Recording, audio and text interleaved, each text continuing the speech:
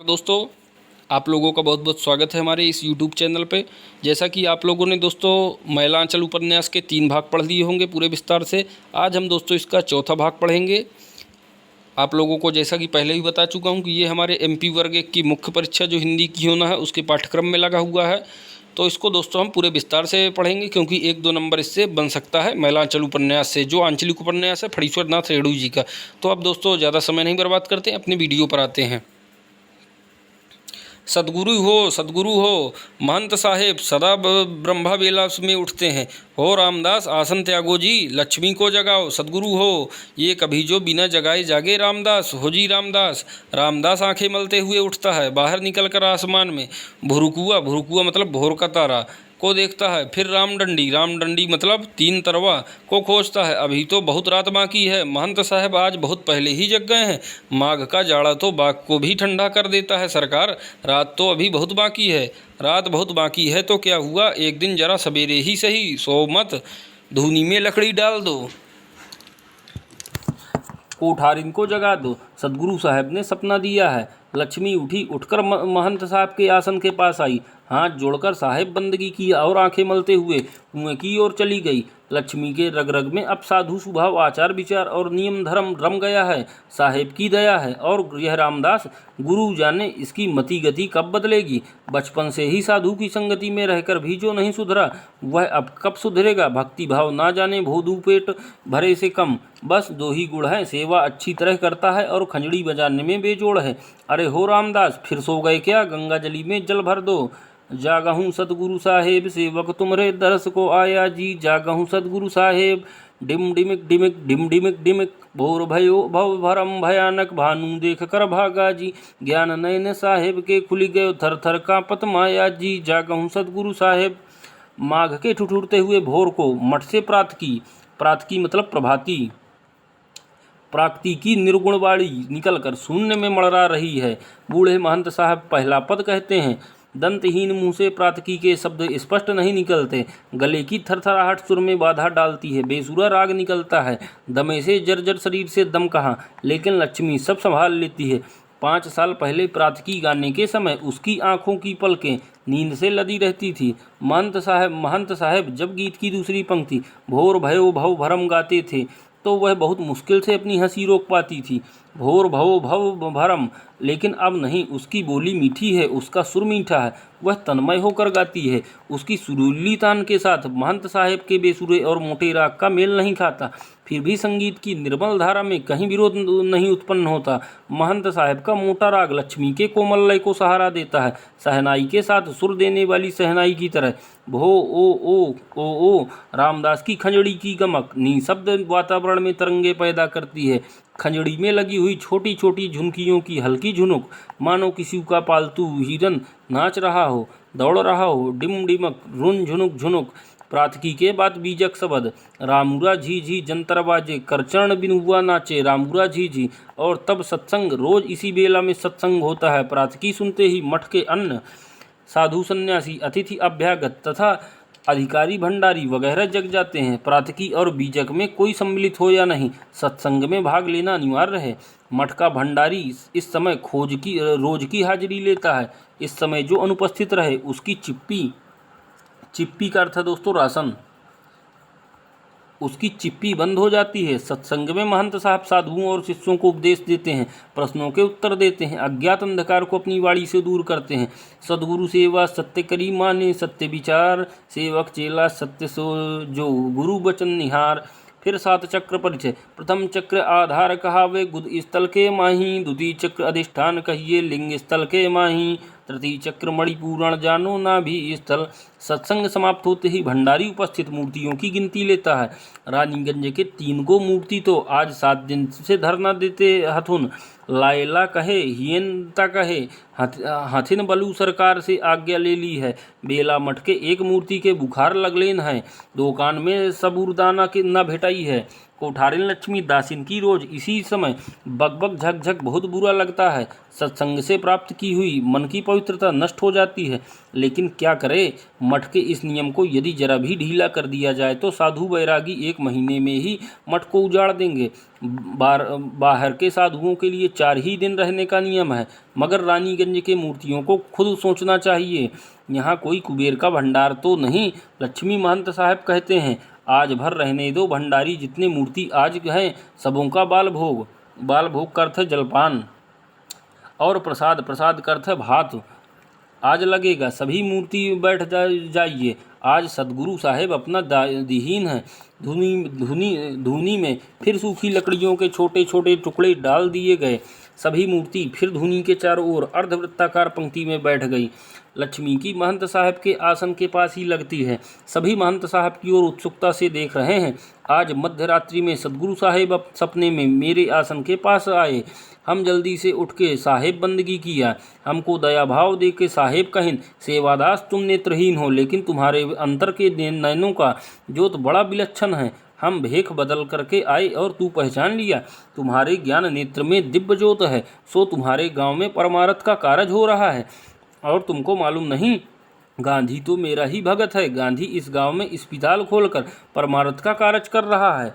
तुम सारे गांव को एक भंडारा दे दो। कह के साहेब अंतर्धिरान हो गए। हमारी निद्रा भंग हो गई। सदगुरु के विरह में चित्त चंचल हो गया।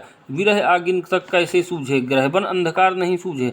आखिर सदगुरु आज्ञा सब विचार कर चित्त को शांत किया। महंत साहब के सपनों की बात तुरंत गांव भर में फैल गई।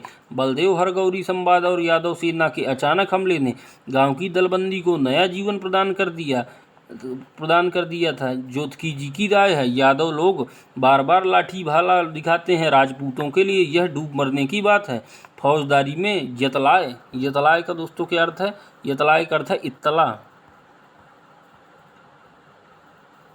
देकर इन लोगों का मोची लगा करवा दिया जाए। लेकिन सिंह जी थाना फौजदारी से घबराते हैं।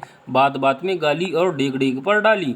कानूनी कचहरी की शरण जाना तो अपनी कमजोरी को जाहिर करना है। समय आने पर बदला ले लिया जाएगा। अकेले यादवों की बात रहती तो कोई बात नहीं थी, इसमें कायस्थ समाया हुआ है।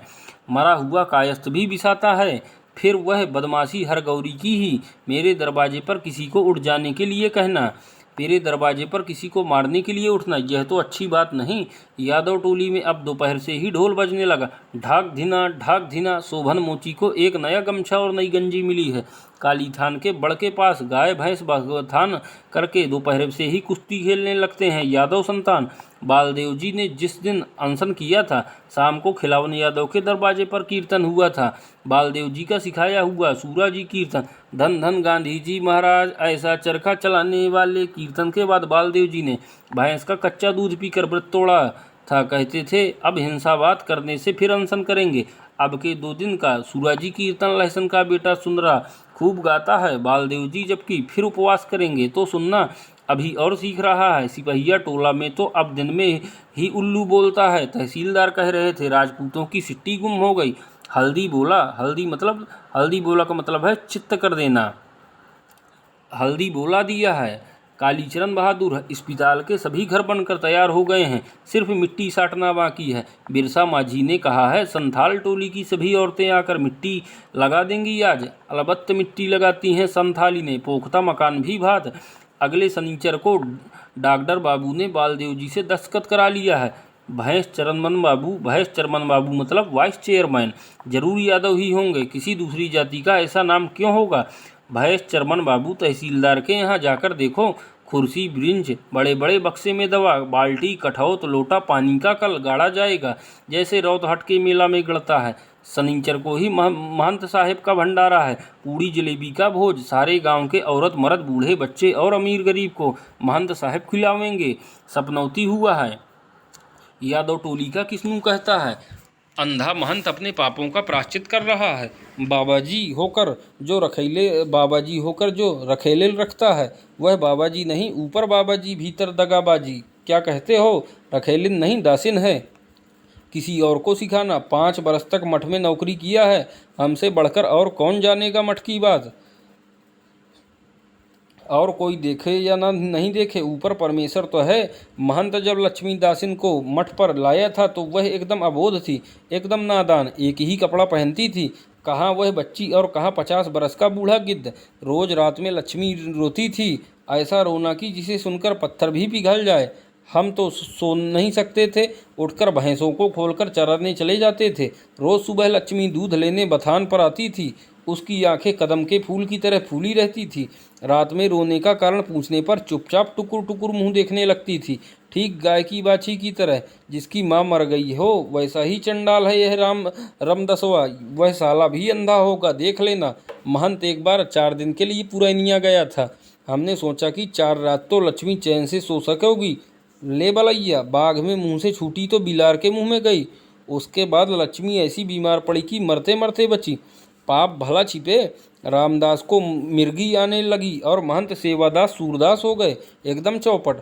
हमारा 3 साल का दरमाहा बाकी रखा है, भंडारा करता है। हम उन लोगों को साधु नहीं समझते हैं। महंत सेवादास इस इलाके के ज्ञानी साधु समझे जाते हैं। सभी शास्त्र पुराण के पंडित। मठ पर आकर लोग भूख प्यास भूल जाते थे। बड़ी पवित्र जगह समझी जाती थी, लेकिन जब महंत दासिन को लाया लोगों की राय बदल गई। बसुमतिया मठ के महंत से इसी दामिन को लेकर कितने लड़ाई झगड़े और मुकदमे हुए। बसुमतिया का महंत कहता था, लक्ष्मी दासिन का बाप हमारा गुरु भाई था, इसलिए बाप के मरने के बाद उस पर मेरा हक है। सेवादास की दलील थी, लक्ष्मी पर हमारा अधिकार है। अंत में लक्ष्मी कानूनन सेवादास की ही हुई। सेवादास के वकील साहब ने समझा कर कहा था, महंत साहब इस लड़की को पढ़ा लिखा कर इसकी शादी करवा दीजिएगा। महंत साहब ने वकील साहब को विश्वास दिलाया था। वकील साहब, लक्ष्मी हमारी बेटी की तरह रहेगी, लेकिन आदमी की मति को क्या कहा जाए। मठ पर लाते ही किशोरी लक्ष्मी को उन्होंने अपनी दासी बना लिया। लक्ष्मी अब जवान हुई है, लेकिन लक्ष्मी के जवान होने से पहले ही महंत सेवादास की आंखें अपनी ज्योति खो चुकी थी। पता नहीं लक्ष्मी की जवानी को देखकर उसकी क्या हालत होती। अब तो महंत सेवादास को बहुत लोग प्रणाम बंदगी भी नहीं करते। धर्म भ्रष्ट हो गया है। बगुला भगत है, ब्रह्मचारी नहीं व्यभिचारी है। पूड़ी जिलेबी और दही चीनी के भंडारे की घोषणा के बाद जनमत बदल रहा है। कैसा भी हो, आखिर साधु है। किसने आज तक इतना बड़ा भोज किया। तहसीलदार ने अपने बाप के श्राद्ध में जाति बिरादरी वालों को भात और गैर जाति के लोगों को दही चूड़ा खिलाया था। सिंह जी ने अपनी सास के श्राद्ध में अपनी जाति के लोगों को पूरी मिठाई और अन्य जाति के लोगों को दही चूड़ा खिलाया था। खिलावन के यहाँ पिछले साल माँ के श्राद्ध में जैसा भोज हुआ सो तो सबों ने देखा ही है। फिर सारे गांव के लोगों को, औरत मर्द बच्चों को आज तक किसने खिलाया है। चीनी मिलती नहीं। भगवान भगत ने कहा है कि बिलेक में 1 बोरा चीनी का दाम है। एक नमरी का दोस्तों क्या अर्थ है? नमरी का अर्थ है 100 रुपये का नोट। नमरी चरबन चीनी 2 नमरी। तंत्रिमा गहलोत और पोलियो टोली के अधिकांश लोगों ने पूड़ी जलेबी कभी चखी भी नहीं। बिरंची एक बार राज की गवाही देने के लिए कचहरी गया तो तहसीलदार ने पूड़ी जलेबी खिलाई थी। गांव में ना जाने कैसे यह हल्ला हो गया कि बिरंची ने तहसीलदार का जूठा खाया है। जनेऊ देने के लिए जाति के पंडित जी आए थे। बिरंची के सिर पर 7 घंटे तक घैला सुपारी रखने की सजा दी गई थी। 5 सुपारी पर घैला भर पानी। जरा भी घैला हिला, 1 बूंद भी पानी गिरा कि ऊपर से झाड़ की मार। तहसीलदार साहब क्या कर सकते हैं? जाति बिरादरी का मामला है, इसमें वे कुछ नहीं बोल सकते। आखिर 5 रुपये जुर्माना और जाति के पंडित जी को 1 जोड़ा धोती देकर बिरंची ने अपना हुक्का पानी खुलवाया था। पूड़ी जलेबी का स्वाद यह नहीं याद नहीं। जीवनदास बालदेव जी आए हैं। बनगी बालदेव बाबू। बनगी नहीं, जय हिंद बोलो, जय हिंद। हाँ जी, इस टोले में कितने लोग हैं? हिसाब करके बताओ तो। औरत मर्द बच्चों को भी जोड़ना, क्या गिनना नहीं जानते? विरंची कहाँ है? बालदेव जी घर घर घूमकर मरदूम शुमारी कर रहे हैं। बड़ा झंझट का काम है। सिर्फ पोलियो टोली में 7 कोड़ी। 7 कोड़ी का अर्थ दोस्तों 1 कोड़ी में 20 संख्या होती है। 7 कोड़ी 4 नहीं, 4 कोड़ी 7। ततमा टोली में पूरे 5 कोड़ी। दुसाध टोली में 2 कोड़ी। कोयरी टोली में 6 कोड़ी 3। यादव टोली का हिसाब कालीचरण कर रहा है। भगवान जाने सिपहिया टोली के लोग इसमें भी मीन मेख निकालकर बखेड़ा ना खड़ा कर दे, क्या ठिकाना है। बाभनों ने तो साफ इनकार कर दिया है। यदि बामनों के लिए अलग प्रबंध ना हुआ तो सर्व संगठन में नहीं खाएंगे। बामन भोजन भी नहीं हुआ तो फिर भोज क्या? महंत जी से कहना होगा, बामन है ही कितने, सब मिलकर 10 घर। महंत साहब ने सब सुनकर कहा, सदगुरु हो, बामन लोगों का अलग इंतजाम कर दो बालदेव बाबू। इसमें हरज ही क्या है? नहीं तो उन लोगों का प्रबंध मठ पर ही कर दो। इसी समय लक्ष्मीदासिन ने आकर खबर दी, सिपहिया टोला के लोग भी नहीं खाएंगे। हिबरन सिंह का बेटा आकर कह गया है, ग्वाला लोगों के साथ एक पंगत में नहीं खाएंगे। हम लोगों के गांव का आटा घी चीनी अलग दे दिया जाए, हम लोग अलग बनवा लेंगे। सदगुरु हो, यह तो अच्छा बखेड़ा खड़ा हुआ। अब यादव लोग कहेंगे कि धानुक लोगों के साथ एक पंगत में नहीं खाएंगे। हिबरन सिंह के बेटे ने तो यह भी कहा कि बालदेव यदि इंतजामकार रहेगा तो महंत साहब का भंडारा भंडूल होगा। गुरु हो तो महंत साहब हमारे रहने से लोग विरोध करते हैं तो हम खुशी खुशी। वाह रे, यह भी कोई बात है। महंत साहब, मैं कह देती हूँ, यदि बालदेव जी को छोड़कर और किसी को प्रबंध का भार दिया तो समझ लीजिए कि भंडारा चौपट हुआ। मैं इस गांव के एक एक आदमी को पहचानती हूँ। बालदेव ने पहली बार लक्ष्मी की ओर गर्दन उठाकर देखने की हिम्मत की। निगाहें ऊपर उठी और लक्ष्मी की बड़ी बड़ी आंखों में वह खो गया, आंखों में समा गया। बालदेव शायद।